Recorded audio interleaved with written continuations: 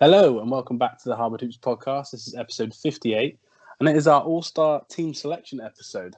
I'm your host, Liam Horsley. I'm joined by my co-host, Ben Jones. How you doing, mate?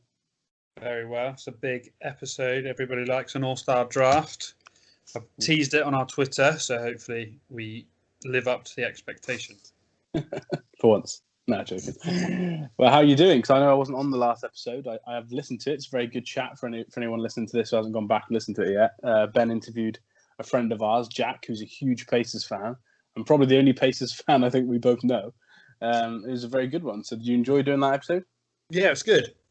It's nice to sort of talk about the Pacers and looking back at their records and stuff. It's really surprised me how consistent they've been over the last, even like stretching back kind of 10 years. They've always been in that kind of 30 to 40 wins and building a good team. And they just seem to sort of, they're surprisingly consistent. I have got a little caveat to mention as well. Jack messaged me afterwards and he said, I completely forgot I was meant to mention I met Doug McDermott in a Whole Foods while I was in Indiana watching, after I'd watched the NBA game there. So managed to meet one of his heroes, which was amazing. Dougie McBuckets, as he's known as, three-point shooter. Love it. Yes, sir. Yeah, I didn't get one, but when I went to New York, I was close to accidentally buying a fake McDermott Knicks jersey for $30 in the street outside Madison Square Garden for the joke. But I didn't do it, but not quite as impressive as meeting him like Jack did. No, I know. It does take it up a level when you get to kind of meet one of your team heroes. That's nice as well, because that's the only time he's been over to see the Pacers play. So every time you go over, you meet a player. It's a hell of a record to have as a fan. Not many people get that lucky. What are the chances? I mean, we did have an incident once. Yeah, we mentioned this before, I think, haven't we? Have we? Yeah, we met the USA team, basically everyone. But Melo was a little bit far away, so I didn't get a chance to properly meet him. But we basically walked past Harden, Davis, didn't quite walk past LeBron. Who else did? There was another player we saw. Was it Kyrie? Might have been. Harden was definitely there. That was Durant that was with Harden, I remember, because he was massive. Remember walking back and seeing Anthony Davis stood in the hotel because he was rookie at the time. He'd obviously been told to wait up for them, and he was just stood. The hotel was like whole glass front, and Anthony Davis just stood like on the third floor, staring out, looking sad that he wasn't allowed out. Too young. Thought it was 21 drinking age in England. Little did he know that he was wrong. Cool. All right. Well, plan for today's episode, we're going to do our usual segments at the start and at the end. So winners and losers, and then best upcoming games. Fortunately, Ben's on a bit of a negative run with his upcoming games, but we'll talk about that later. Then in the middle, we're going to do an all-star draft. Ben's going to be his hero, LeBron James. I'm going to be my hero, Kevin Durant. And Kevin Durant is also injured at the moment. And anyone that knows me knows I'm often injured during my basketball career. So it works quite well. But let's start off with winners and losers. We'll go with winners as always first, Ben. We've got one, I think, the same on our list this week that we want to talk about. So why don't you kick us off with that team? Yeah, so first team, top of the list this week, it sounds like for both of us, was the Miami Heat. Yeah. As we kept saying when we had them in our sort of losers occasionally, that it is just down to injury. We all thought they've had a real mix-up of the roster, different starting lineups, and the only consistencies they've really had are Bam and Duncan Robinson. But lately they seem to have got their roster back together, and they're on a 5-game winning streak, which is really, really good. Started at Sacramento, and then they went on to LA, beat the Lakers in a close one, and then OKC, nice win there. Toronto, and then their latest win was over Utah, believe it or not. Huge win. Big contenders at the moment. So they really, really found form, and especially in that Utah game, Jimmy Butler played incredibly well. So it's good to see him back playing to a really high standard, and Dragic as well, played really, really well off the bench for them. Scoring more points again, aren't they now? Yeah. And it's looking like that roster we saw last year where everybody contributes in their own way, whether it's scoring, whether it's defense, whether it's rebounds, whether it's steals. And everybody's playing their role really, really well again. So it's great to see Spurs got them ticking over very nicely. Yeah, that Eastern Conference is now even more congested than when we spoke probably 2 weeks ago, I'd say, when we were talking about it. I think we were talking about the Raptors and how they've made a bit of a climb and it's so tight, etc. But it's even tighter now with the Heat going on a little run, the Celtics having a bad run, and the Raptors, who we might talk about later, going on a run. The Heat are now in 7th spot, nearly. I think they're basically one game under 500. But that also means they're only half a game back from the team in 4th.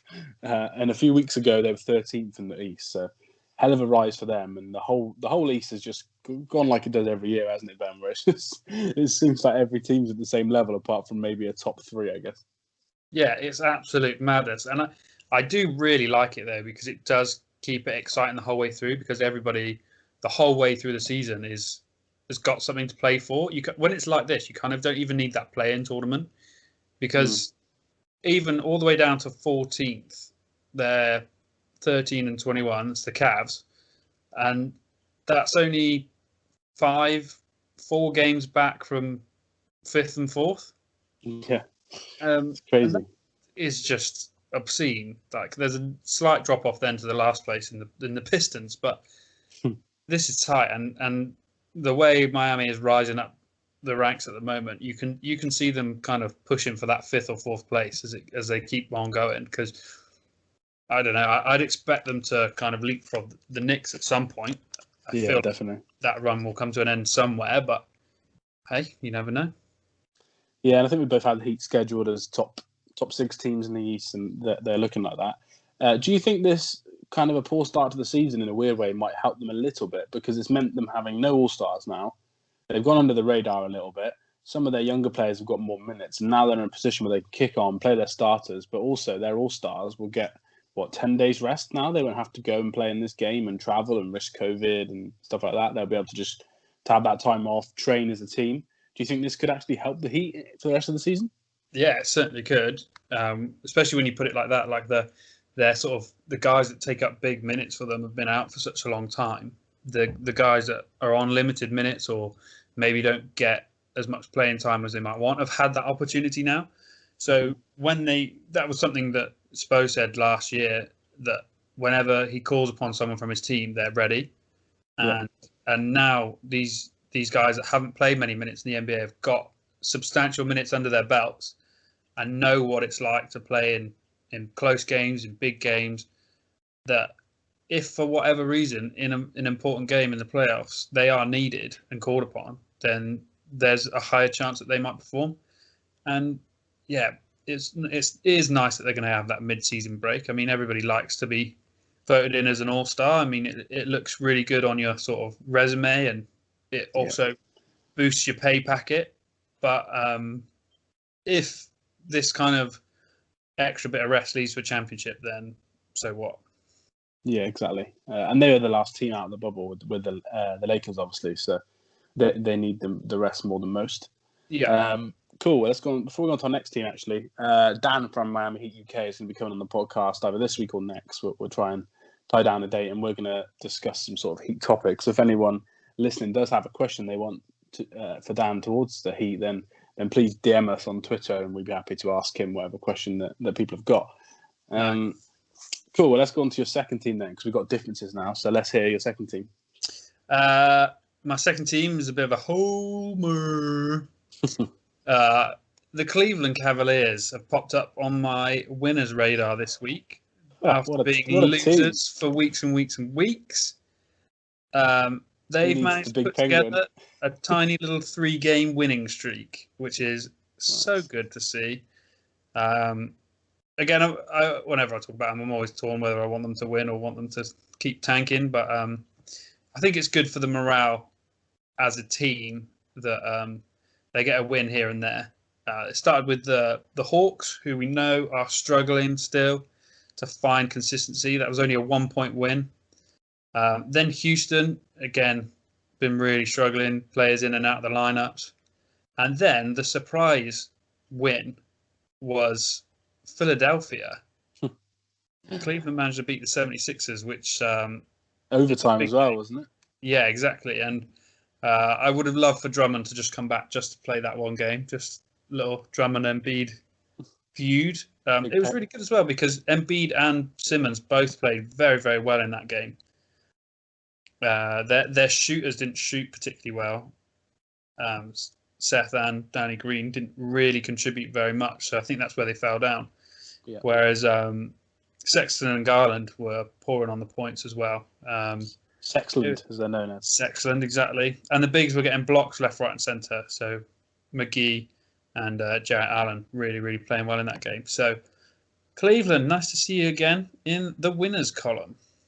Yeah, and D Wade managed to get himself 12 rebounds, 6 points, and 1 assist, but unfortunately, it's not the D Wade of old. It's Dean Wade. Not quite the same impact, but I'd like to see those rebounds. But yeah, good for them. I think that if you can finish near the bottom still, get a great pick, but have a couple of winning streaks like this, see the backcourt develop a bit. I think overall that's a successful way to have a losing season, if that makes sense. You're not a Timberwolves, Houston, or a Pistons that are just going down, down, down. It did look like that was going to happen as well with the Cavs, so it's nice for them to get a couple of wins. Yeah, and Okoro's finding his feet as well, which is good to see. I think he's going to be a really good player. Yeah, he played well against the 76ers. I think it's on like 15 points I saw, and maybe is it 9 rebounds or 8 rebounds? Thereabouts. So that's successful for a player like him, such a good defender as well. So it wouldn't shock me if he was one of the reasons why the 3-point shot wasn't falling as well for the 76ers when you got someone who can guard the perimeter as well as he can. So yeah, exactly. Things are looking up in Cleveland. Cool. Well, my next team's another Eastern Conference team. The other end of the standings, actually. I've gone with the Bucks, a team that we're a little bit lower on than some, I think. But they're actually probably a team that proves us right more than most because we always go on about them in the playoffs and then they do fail. So we kind of like talking about the Bucks, but this week it's been nice to see them be a bit more consistent again. So 4 wins in a row. They were 4 easier games that they were favoured in all 4. As a fan, if you were sitting down looking at the schedule, you'd think, "Oh, right, we should win these 4 games." But the Bucks haven't done that this season. They've had the odd loss to terrible teams, which is something they weren't doing last year. And it's nice to see them come back and with a bit of consistency and win. So they beat the Thunder, they beat the Kings, they beat the Timberwolves, they beat the Pelicans. And in 3 of those games, they basically scored 130 plus points nearly. So offensively looking better. Giannis played really well. And it's just been nice to see them get 4 wins, get a few more W's in the standings, and they look quite good, Ben. Yeah, they are looking more sort of consistent now than they were even a week or 2 ago. Mm-hmm. You're right, they're not the same team as last year in the regular season. But you kind of hope maybe that means there's going to be a change for the playoffs now. Perhaps they're going to be slightly better. Who knows? It's really tricky to tell with this team. But it is nice to see them sort of winning again because I do like to see Giannis and Middleton achieve because they're great players and they're fun to watch, especially in big games. So, yeah, really, really good to see them back in the winning column. Yeah, and I think the other thing that I was thinking in terms of the Bucks is they needed these 4 wins this week in a way because we just mentioned how tight the Eastern Conference is. But then the Nets 76ers are playing phenomenally at the moment. And if the Bucks do want any sort of chance of getting a 1 or a 2 seed, which I don't know how much that means to them, I think Giannis is probably aware that we've had the 1 seed twice now and it's not meant anything. But if it's important to them, then I think this has been a big week because they're 3rd in the standings. They've got a little bit of a gap to 4th, but if they'd have gone 2-2 this week, they'd be in a battle with 4th and 5th again.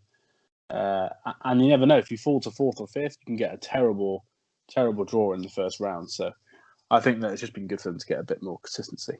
But who's what's this, your 3rd team now? Yeah, 3rd team. Yeah, my final winner. All 3 of mine, I noticed as well when I was doing this, are in the East, which is interesting. But I'm showing some more love to the Wizards after a real rocky season so far. They're on another little 2-game winning streak. They would be on a 1, 2, 3, 4, 5, 6, 7, potentially 8-game winning streak, but they dropped a game right in the middle there to the Clippers by quite a bit. But yeah, Bradley Beal's been voted in as an all-star starter, and he's been playing phenomenally well, and it's finally kind of settling through the team as well. Mm-hmm. Everybody's looking healthy, playing well, contributing in the ways they need to. It's so good to see them just finally winning a couple of games. Even if they do it like this, like a little 3 or 4 game winning streak, drop a game, 3 or 4 winning streak, they're gonna, again, like we keep saying, because this East is so tight, they just keep climbing up the rankings. They're in that 12th at the moment, 13 and 18. Like I said, it's only 4 games back from 4th and 5th. And they keep stringing these little runs together. They will definitely be within a shout of clinching a playoff berth, if not making that play-in tournament for sure. Yeah, I think they're going to be a fun team, in the play. And I said earlier in another episode that I think they could get in the play-in, and maybe if they finish 10th or something, scrape into the play-in. But whoever you play them, which would be the team in 7th, I think they're the worst team to play a team like the Wizards, because even if Westbrook's inefficient, he could have one game, which is all you need in a play-in tournament, where he scores 35 and gets 20 rebounds and 10 assists. Yeah. And all you need is another game where Bradley Beal goes off and you could beat the 7th seed team. So I think the Wizards they're not a great team, but they can be very dangerous. And they can put up just loads of points on a random night, which I think helps them if they get into a play-in tournament. So yeah, good week for them. And hopefully Bradley Beal plays well in the All-Star, because that'd be nice for him. I think he deserves it after showing a bit of loyalty to Washington so far. Cool. Well, my last team then isn't in the East, Ben, and it isn't the Mavs either, because don't want to be a homer and talk about them too much. I've gone with the Warriors. Nice little winning streak for them as well. So they are 4 wins in a row. 3 wins in a row. All 3 wins coming this week. They're up to 7th in the standings. And a couple of teams that maybe we talk about in a bit have lost a few games this week that have kind of dragged the West into being a bit more tighter like the East. And the Warriors are 19 and 15. Very, very close, not even miles away off 5th place, really, which is the Spurs at the moment. So it's a great week for the Warriors. For me, Steph Curry obviously played phenomenally well again. Apart from one game, which is in the middle, which has kind of ruined their winning streak as well. Draymond Green's been really, really good. I think they've won 6 out of 7 and 8 out of 10 overall. So they played really well, really, for a 3-week period. So it's nice to see. And Steph Curry's trying his best to win games for this team. Yeah, they're starting to look really consistent again. They got Wiseman back as well from injury, which is going to help. They're obviously kind of monitoring his play time and his minutes. But everybody's been playing really nicely for that. Eric Pascal been eating up some really decent minutes. So it is good. Oubre's playing better as well, isn't he? Which is key. He was awful at the start of the season. Yeah, dreadful. And that was one of the reasons they were piling up the losses to start with, because his shooting was abysmal. Yeah. But they kept feeding him. They kept having faith in him, and it's paying off now, isn't it?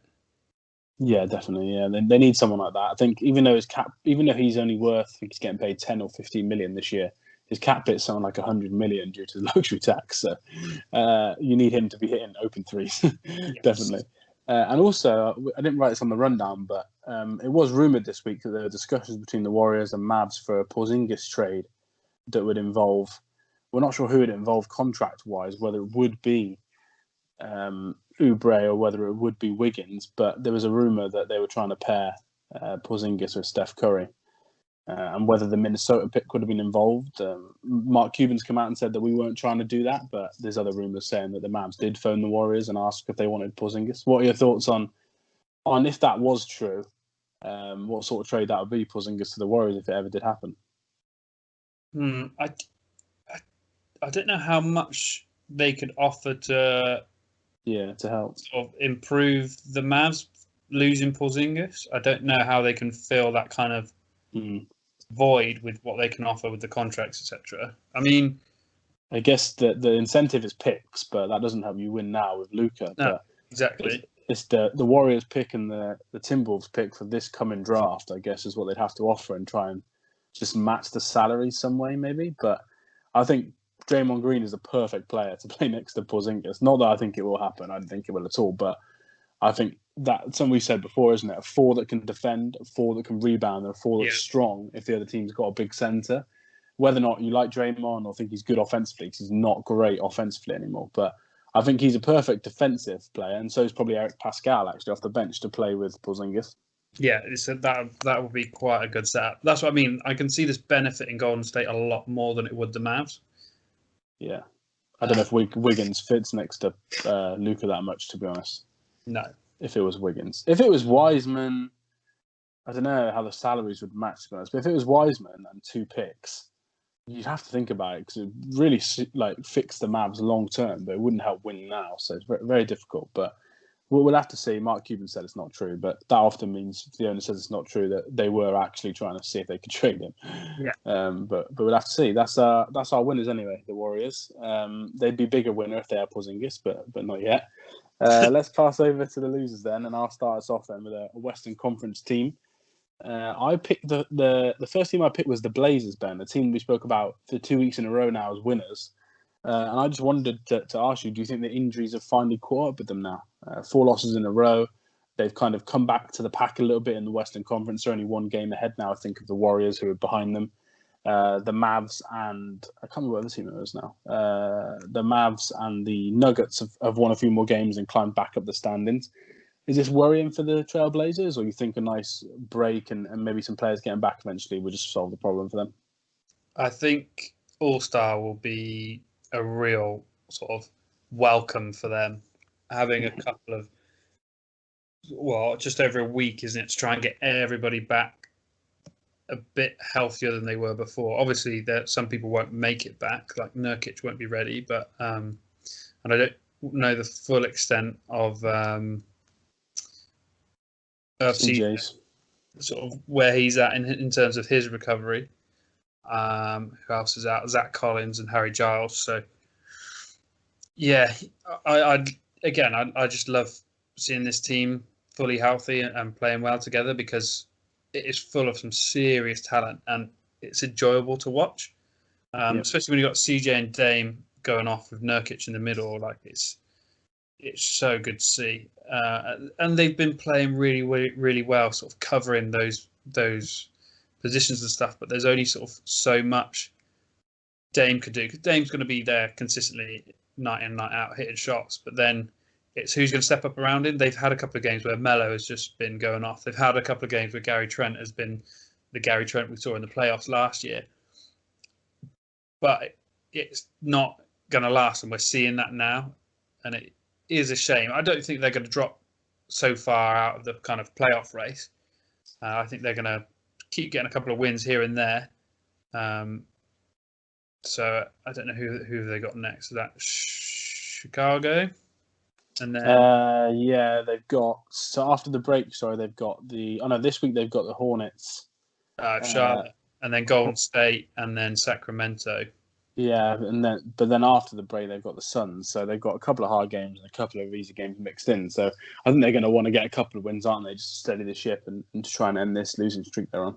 Yeah, even if they don't get that first win after All-Star break, they've got a back-to-back in Minnesota, which that should be a little boost. Yeah, definitely. Yeah. But so we're not too worried. We understand this injury base, but couldn't leave them off the list. When I think they were heading to nearly a 4 seed in the West, and now four games in a row have dragged them down to nearly the 7 seed. They're in the 6 seed at the moment. So they were my first team. Who are your first losers of the week? I've gone with the Orlando Magic. We had sort of high hopes for them this season that they might kick on from their kind of, let's say, middling success last year. They always seem to get that kind of 8th seed, like they're doing well for their team, and it's just not working for them at all. Apart from Vucevic being an all-star and Terrence Ross throwing his hat in the ring as a 6th man, they've got nothing else going for them at the moment. Mm-hmm. And after such a hot start, it's difficult to see. I like the Magic. I like the way they play. I like the way everybody works as a team, but some of the losses they've had this week have not been good. One was to Detroit, which really you want to be beating Detroit if you're trying to go for a playoff spot. But then they did have Brooklyn and Utah, which that's a tough back-to-back game kind of during that week. They've got 1, 2, 3, 4, 5 players out with injury. Cole Anthony, James Ennis, Markelle Fultz, Aaron Gordon, and Jonathan Isaacs, all key to the success of this team, and they're all out. Some of them for foreseeable future. So I do feel sorry for the Orlando Magic at the moment. Yeah, it's tough. They started the season really well as well, even though they had a couple of injuries. Similar to the Blazers, really. Injuries have really caught up with them, but them to even bigger scale. Personally, there's just no way now that they're a playoff team. They could get a late play-in place for me, but I don't think they'll get into that top six that maybe some people thought. So a lot of people had them penciled in for between 6 and 8. I can see them maybe being 8, but they're more like a 9-10 seed for me at the moment, just with the number of injuries, because a lot of the players, like you said, they're not due to come back anytime soon. So I think that they could be in for a bit more trouble. And they've also got the Mavs, Hawks, and Heat before the All-Star break. Before the All-Star break. So that's a lot of games. Just as a side question, we've mentioned a couple of teams here that have been, even in the winners column, that have been sort of suffering with mass injuries within their camp.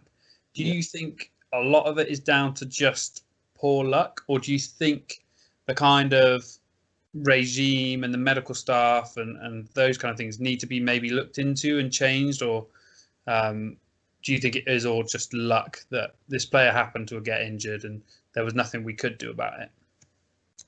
I think it is a little bit of luck, to be honest, for the Magic. The Blazers, the issue can be personnel.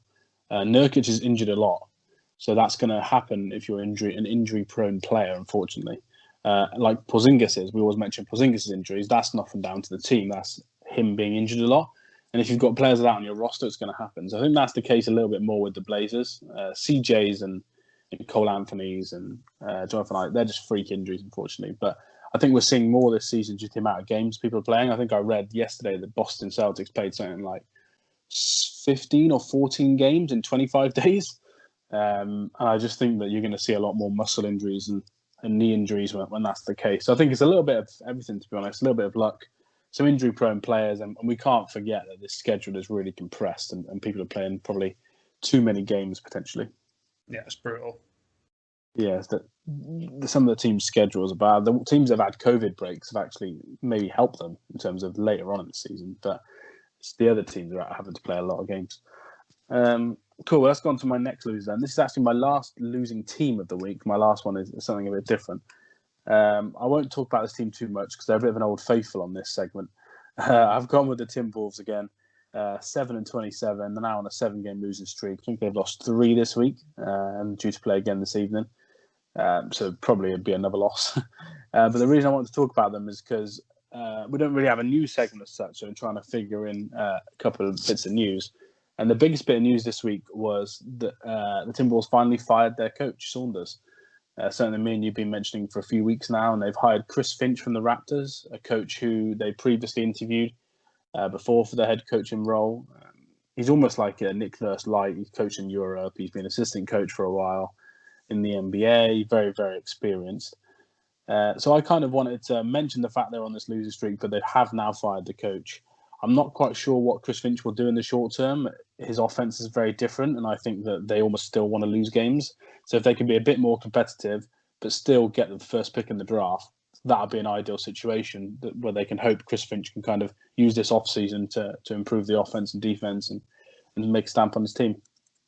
Yeah, there was a bit of controversy around this as well, wasn't there? That the fact he was fired and Chris Finch was hired so very quickly, that it was all kind of going on behind the scenes and a little bit, maybe perhaps not as honourable from the Timberwolves, that they're kind of setting this all in motion behind their coach's back and then firing him and hiring someone else straight away. There was also the fact that they didn't give the assistant coach a chance. He was an assistant coach on the Blazers before going to the Timberwolves, and apparently is very well respected around the league. And there was a bit of uproar from a couple of the players that he didn't get a look in, even as a 4-game or couple of game interim coach, just to kind of give him a chance, really. So you might have seen that news floating around as well. Yeah, it was CJ McCollum and Dame who he helped kind of mentor originally in Portland. They were the ones that were talking about it and just saying it was a bit of a joke. But it does seem that the reason that they made this move was because they didn't want someone else to fire their coach and hire Chris Finch. And I guess Chris Finch has been their man for a while now, and they've done Saunders a bit dirty, to be honest. But it's a business, as we all know, and they were probably worried that that Finch would take a job elsewhere, or if they were that bad that he eventually wouldn't want to come. So I think they've kind of looked after themselves there, unfortunately. But I think overall, right move. But don't expect to see them winning loads of games. I think it'll take a while for them to learn things under the new coach, especially in the COVID season where there's less practice. Yeah. Cool. Well, why don't we go to your next loser then? I think this is another kind of obvious one at the moment, alongside the Timberwolves. Sat just above them in the standings is the Houston Rockets. 10 in a row. A double-digit losing streak. Yeah. Crazy, yes. With technically only 2 injured players as well. Dante Exum out with a calf injury and Christian Wood with his ankle. They just cannot win no matter what they do at the moment. And I don't know what they do differently. Like I said, we've mentioned it before. This team is really in limbo. They've got some sort of on the kind of fringes of all-star players with John Wall and Victor Oladipo. They've got some really good contributors in Eric Gordon and PJ Tucker and Ben McLemore. And obviously Christian Wood has been phenomenal for them this year. And this week as well, they let DeMarcus Cousins go. They did. So I don't know. He'll definitely get re-signed by another team somewhere. Maybe your Mavs could be a good. Oh, no. A lot of injuries. Yeah, but he's been looking good lately. So I just don't know where the Rockets are at. I think they will go into kind of tank mode and commit to it at some point and make some trades, get rid of some of these bigger contracts and start prepping for the future and use John Wall and Oladipo as kind of mentors for the younger ones coming through. But it just looks a mess at the moment. Yeah, I completely agree. There's not much more to add, really. I think that they're just going to struggle for a while. And I feel sorry for the head coach there. It's just going to be a bit of a lost season, especially with Christian Wood not getting to play as many games as they thought after such a good start. So, yeah, it's just a bit of a nightmare. And hopefully they can use this year and next year to really rebuild and restart again and use all these picks they've got to build for the future. I think that it's going to be a couple of years of bad, and then hopefully they can turn themselves around again. Fingers crossed. Cool. Well, my last lose then is NBA Top Shot fans. I assume, is this something you're aware of, Ben?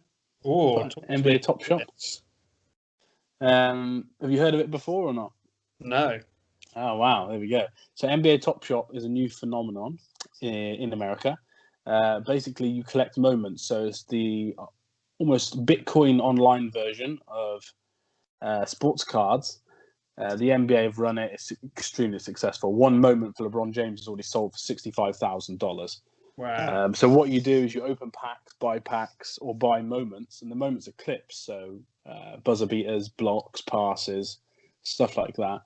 And it's all online, obviously, because it's video format.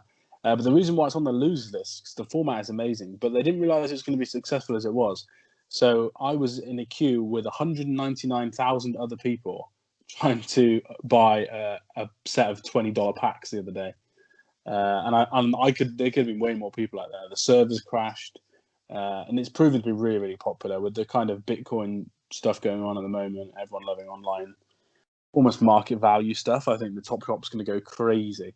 So it's just something to mention because I think the fans of it are losers this week because no one could hardly get on the website when we were trying to get packs. But overall, the idea is amazing, and I think you should sign up, Ben, because I think it's a fun thing. And some of the packs are cheap, and if you get a certain card or a certain player, like a Luka Doncic buzzer beater, for example, when you spend $20, if he turns into one of the greatest players of all time, that could be 50, 100, 200 grand in a few years.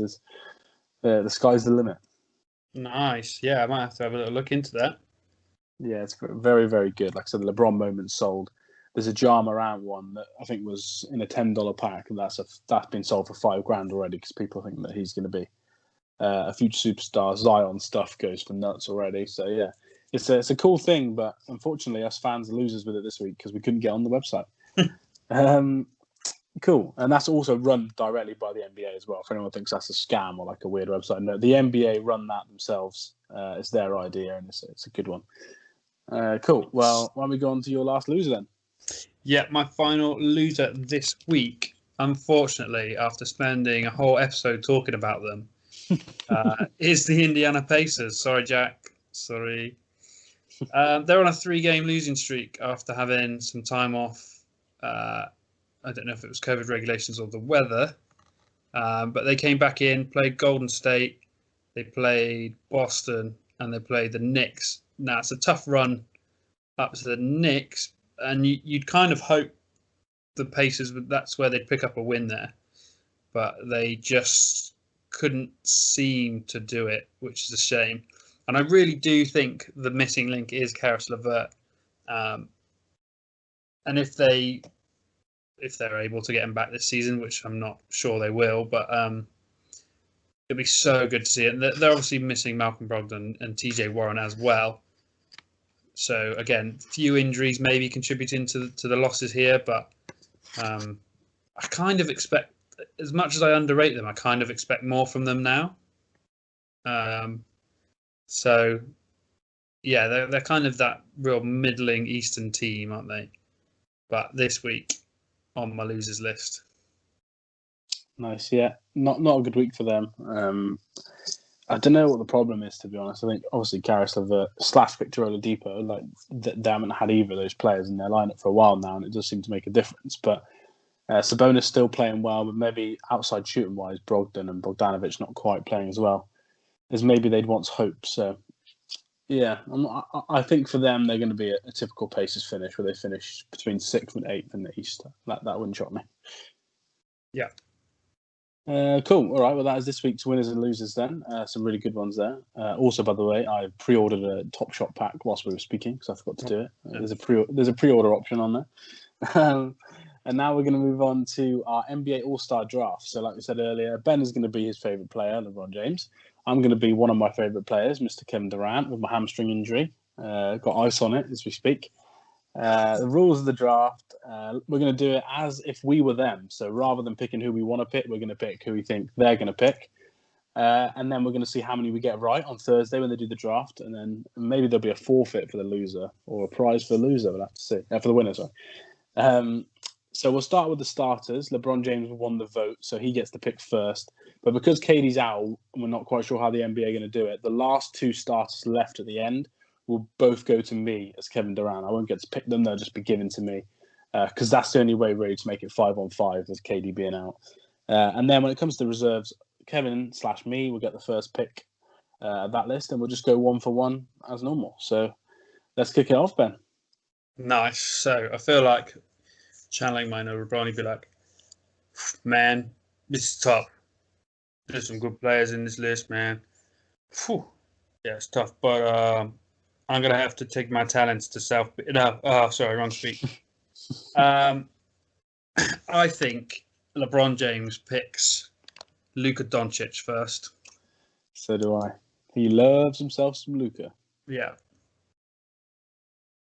If anyone hears any typing as well, by the way, it's me. It's me writing down the teams. Yeah. Cool. So you've gone with Luka with the first pick. That's who I would have picked if we were doing our own selections, of course. So who will Kevin pick? I think this one is probably the easiest pick, just because of who Kevin plays with. I think Kevin Durant is going to pick Kyrie Irving to lead his team. As they often do, they tend to pick the people they play with. So I think that he will pick Kyrie Irving. Nice. Which leaves on the board for me, I think LeBron goes Steph Curry. Oh, really? Yeah. Wow. He's played against him so many times. He knows what he can do. I think he picks him up. I think he goes Giannis or Kawhi, I think. But nice. I like that pick. It's a good team. Luka. By the way, I don't know how much LeBron wants to touch the ball in this dynamic because he's got Curry and Luka on his team. Cool. Well, I've gone Kyrie. Who else does he like? I think KD is quite friendly with Bradley Beal, which is what I'm thinking of. Nice. So I'm choosing tough between Bradley Beal and Kawhi Leonard. I think KD, who knows a lot about basketball, will pick Kawhi just because he knows who the best players are. He loves basketball. He loves the game. So I think he'll pick Kawhi there as a second player. That makes it really tough here. So I'm torn now between Beal and Giannis. If I go Beal, this is a very small team. Yeah, I don't think he'll pick Beal. So Not here, anyway. let's go defensive and bigger and pick up Giannis. Nice. I think that either way, I'll be left with good sized player. So I think he'll go Bradley Beal. Yeah, sound pick. So I need a center. Yeah, this is your last pick now, isn't it? Now, I think LeBron will like Jokic more than Embiid because of the way Jokic plays.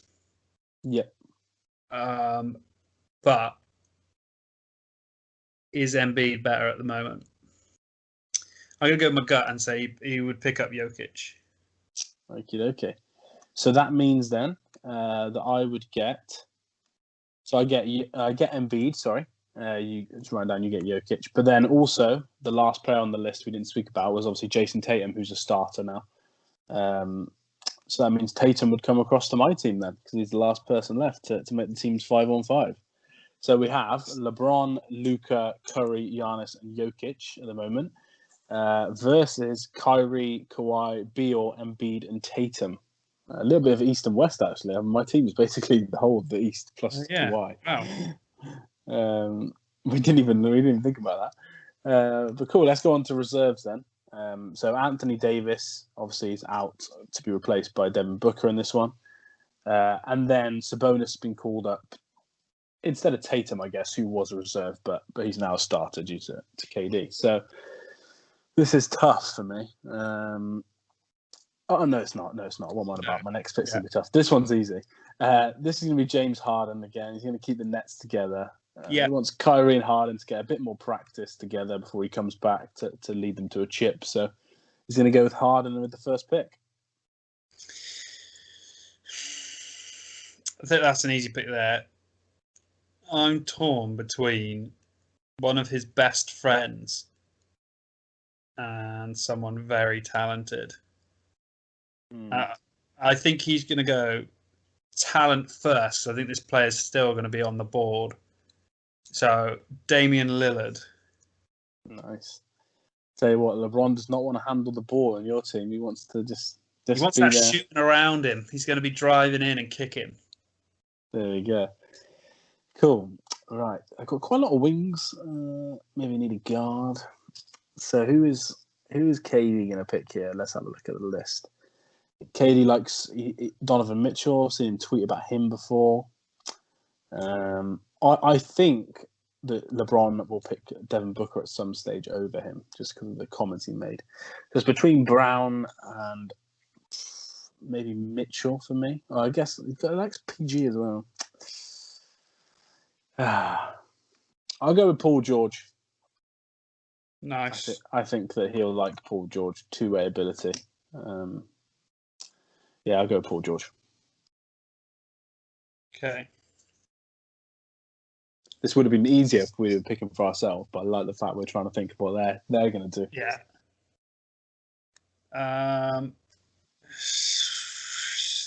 Does he wait one more pick?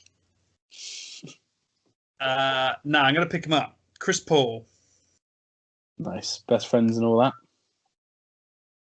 It also means on my spreadsheet I've now got Paul written on one side and then George on the other. So just like Paul George playing for both teams. Okay, cool. So I am going to go with a bit of size now. And I think that he will pick Gobert or Zion. I think he might go for the fun of it. I think he might go... Nah. He'll go Gobert. Let's go Gobert. We'll go Gobert.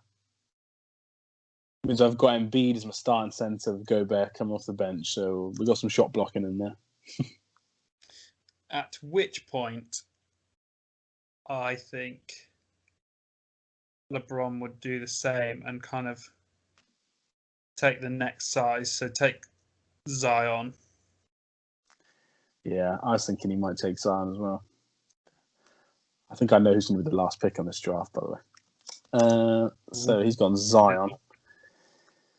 I think now he would go. KD will go with Tatum's running mate in Boston. A bit more defense on there, a bit more Eastern Conference vibes. So I'll go with Jaylen Brown. Yeah, nice. I'm going straight in on Ben Simmons. Yeah, he loves Ben Simmons. Fellow Rich Paulian. Yeah, he loves Ben Simmons. Nice. I think KD would then go for Donovan Mitchell next. That's a great shout. Donovan Mitchell may be gone a bit later, actually, in our draft than he might go in real life. We'll have to see. Yeah, I think so. So recap, that means you've got Zach LaVine, Julius Randle, Nikolai Vucevic, Devin Booker, and Sabonis left on the list. Who was your pick before Mitchell, sorry? Jaylen Brown. I think he's going to go Booker, but I feel like... That's what I think he's going to do. Can't say he's the most disrespected player and not take him. That's extra disrespect. Yeah, so let's pick up Booker. Nice. I'm going to keep my run on guards going, and I think that KD will love Zach LaVine for some reason. I think he'll love his offense, so I'm going to go with Zach LaVine next.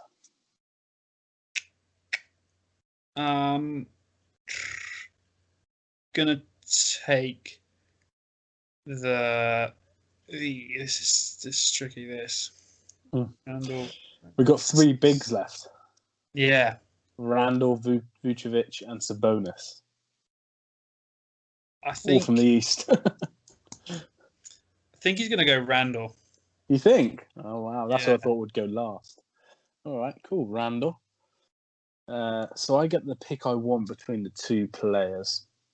Who do I think KD would like more? I'm going to write down a name already. I reckon I know who you're going to take. I think KD would take Sabonis. Yeah. Leaving the big Vooch on your team, which means he's the last pick of the draft then. Which means he gets a free car or something, doesn't he? Is that how it works? Yeah, they did. When the first year they did it, there was like isn't it going to be embarrassing for whoever gets picked last? So they put an incentive in that it's like you get a car or a bonus or a monetary bonus or something if you're picked last, so you don't feel bad. Oh, nice. Very good. Well, here's the full team then. So we have Ben/LeBron. So we have LeBron, Luka, Curry, Giannis, Jokic. On the bench, Lillard, Paul George, I know you said that. Lillard, Chris Paul, Zion, Simmons, Booker, Randall, and Vucevic. I think you've got the better team here. I don't know. The other team, KD, but obviously he won't be playing. So the starters would be Kyrie, Kawhi, Beal, Embiid, and Tatum. Reserves would be Harden, Paul George, Rudy Gobert, Jaylen Brown, Donovan Mitchell, Zach LaVine, and Domantas Sabonis. It's quite an even team, I think. There's a lot of good shooting on your team, but I think there's a lot of good defending / people that can drive the basket maybe on my team. Yeah, definitely. I was just looking at your Paul George, Kawhi Leonard, Gobert, Brown, defense. Fantastic defenders. Not a lot of shooting though. Kyrie, if my team wins, Kyrie, Beal, or Tatum's going to win MVP because they're going to have to score a lot of points. Whereas your team is all offense with Jokic, Curry, Luka, Lillard, Zion, Booker. A lot of them players are very, very offensive. So I like it. We're going to put the 2 teams up, I think, on Twitter and see what team people prefer. Nice. Yeah, and then it'll be when the draft actually happens, we'll compare the two teams' picks and see how accurate we were as well. Yeah, definitely. If you were get inside their heads. If you were the actual captain, let's quickly ask you. Yeah. Who would you pick first as a starter? If you were actually LeBron James, you could pick whoever you want. Would you still go with Luka, you think? But it'd be between him or Steph. If I've already got LeBron on my team, I'd probably go Steph number 1 because Luka does basically what LeBron does, and it kind of seems silly having them both together. Yeah. So I'd probably take Steph first. Yeah, that's what I would do. I'd be taking whoever wasn't took there. So I think we could see them going in the first couple of picks. It'd be interesting. I want to see KD. Well, he won't play now, so it doesn't matter as much, I guess. But I wanted to see, as you know, my favourite players in the NBA are KD, Luka, and Curry. And there's a chance they were all going to be on the same All-Star team. But unfortunately, with KD's injury, it's not going to happen. But yeah, some good players there. And Vucic gets himself a nice Hyundai or something. So he's a winner as well. So cool. Well, why don't we move on to our last little segment then? So best upcoming games. I won again last week, Ben. The Nets beat the Clippers and the Knicks beat the Kings, which means, and the other games we picked the same results anyway, so they didn't matter. So it meant that I won both of the two deciders. And I think the other games actually we went 2-1 on. So I think I went 4-1 on the week, and you went 2-2. No, sorry, you went 1-3. So I'm 6-3 up now in weeks. So you really need to start clawing it back. Oh my God. But we're going to mix it up this week. So we're going to do 2 games again each, and the last is going to be a random game. But we're actually going to start with the random generator game. So I'm going to do my trick with the mouse and see which game we land on. We're recording a bit earlier this week, so we're only going up to Wednesday night's games for this. Oh, there we go. We have a game. We have a nice, fun game. We have Wizards versus Grizzlies, midnight on Wednesday. Who do you think is going to win and why, Ben? I'm taking the Wizards on the upswing. Let's go. I'll give you a chance because I feel bad that I'm beating you every week. So I'm going to go with the Grizzlies. I'm going to go John Morant, getting it done. Nice. Even though I think Bradley Beal has a very good chance to actually win the game. Cool. All right. Well, why don't you tell us your first selection? Tuesday night, we've got one winner of the week, the Bucks. Nice. Versus the Denver Nuggets. Nice. Big game. Yeah. Obviously some all-stars in there. And 2 teams that both need to be racking up some wins at this point in the season. I think the Bucks come out on top, though. Yeah, I agree. I think they're too good. A little bit too good for the Nuggets. And the Nuggets have had a good couple of weeks now. They're going up the ranks, but I agree with you. I think the Bucks will win. Yeah. Cool. My first game actually also includes the Bucks. Bucks versus Clippers, which is tonight's early game for anyone in the UK. So 8:30 tip-off, I think, which is a really good time. Nice. I'm going to go the opposite to my last game. I'm going to go with the Clippers. I think Kawhi and Paul George, or George Paul, or Chris Paul, whoever he is. Sean Paul? Sean Paul. I think I think that they're going to get the win, and they're going to be too strong for the Bucks. So I'll go with the Clippers. Fortunately, I think the same as well. I like the tactic. Just disagree with me as much as you can, and then you might. Yeah. Hope this one game. I'm just going to tie with you on all the other games now, and hope the Wizards win. Yeah. Nice. Cool. Well, what's your next game? Choosing between 2, I'm going to go with this one. Wednesday, Golden State versus the Portland Trail Blazers. Oh, I like this. We've mentioned this game already in the episode. 2 extremely good point guards. One's a lot better than the other. Golden State are on the upswing. Blazers are on the downswing. Oh, here he goes. He already knows what I'm going to pick. So, unfortunately, I'm going to have to go GSW. Oh, he's copying me. I like the tactic. Yeah, I would have picked the Warriors anyway. Obviously, everyone knows I love Steph Curry, and Draymond Green, so I'll go with the Warriors to win that one. But I think it'd be quite close. The Blazers could definitely do with the win, like we said. Yeah. Cool. All right, then. Well, the last game for the week then we're going to choose from is a game involving a team you've just done a special on with Jack. Whoa. It's a Pacers game. I've gone with 76ers versus the Pacers, Tuesday, 12 o'clock. So another relatively good tip-off time for us UK fans. I and I think we're going to be having the same result on this one. I'm going to go with 76ers to win.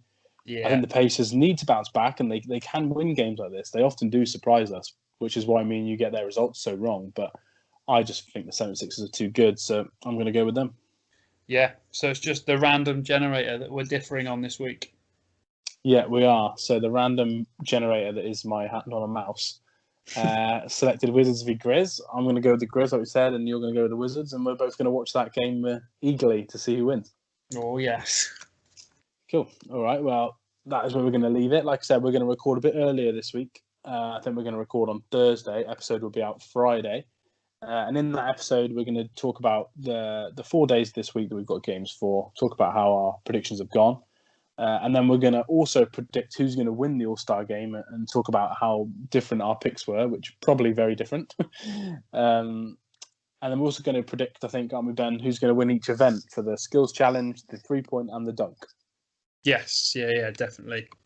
Hopefully, we'll have a bit more information about it all by that point and know for definite who's 100% in what events. So that'll be a nice little episode there. Yeah, we wanted to talk about those All-Star events today, but unfortunately they haven't really released any of the participants yet, apart from Obi Toppin is confirmed, I think, for the dunk contest, but the rest is a bit up in the air. So we couldn't do that, but that'll be the plan for next week, and we'll see what happens. I'm actually looking forward to watching the dunk contest at halftime. I think it'll be quite fun. Yeah, I think it's a really good idea. Kind of break the day up a little bit, won't it? It'd be a long night though, I think. Yes. I'm going to stay up, and I did book the Monday off, but I've actually cancelled it, so I'm going to go all the way through to whatever time it finishes. So hopefully it's a fun one. Nice, yeah. Look forward to that, definitely. Sign off this week is let us know if you've ever met one of your favourite players in a Whole Foods. There we go. Any sport, we'll actually take non-basketball players as well. It was fun. There's a few Whole Foods in London kicking around, so maybe someone's met a footballer or a rugby player in there. Let's see. Get your Whole Foods shout-outs in. We live near we used to live near a Whole Foods, but unfortunately it's gone bust and they've got rid of it, and it emotionally hurt me because that's where I used to go for my lunch at work. Just a random fact. So there we go. But we're just blabbering on now, so let's end the podcast. Remember to go follow us at @_HarbourHoops. Ben's going to put the teams up and the poll up as well for our random generator game. Enjoy the week of NBA, and we'll speak to you soon. See you soon.